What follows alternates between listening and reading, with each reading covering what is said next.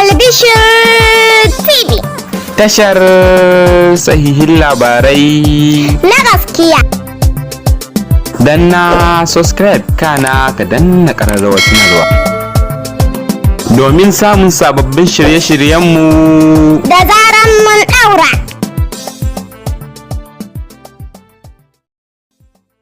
A ranar Lahadin da ta gabata ne aka daina shagalin bikin Rihana kamshi, inda jaruman kannywood mata suka bata haɗin kai sosai, inda mansura isah da asma wakili suke rawa, amma duk da hakan sai da asma'u wakili ta durƙusa ta bata girman tare da rawa suke a tare kuma a hall ɗaya a waje ɗaya. Asma'u wakili ta girmama jaruma mansura isah sosai a gurin da suke tiƙa rawa a wajen shagalin dinar Rihana.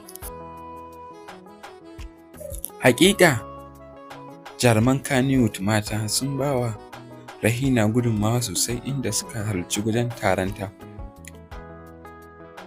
An ga fuskokin jaruman kannywood sosai, amma sai dai inda aka fi ganin hotunan jaruma asma'u wakili a wajen shagalin bikin da ita da isah, inda mutane suke cewa to da alamun sun fi kusanci da ita, duk da dai an ga su mansura isah da dai sauransu, ga su fatima makanshi a wajen, amma duk da hakan hankalin mutane ya fi karkata ga kan asma'u wakili.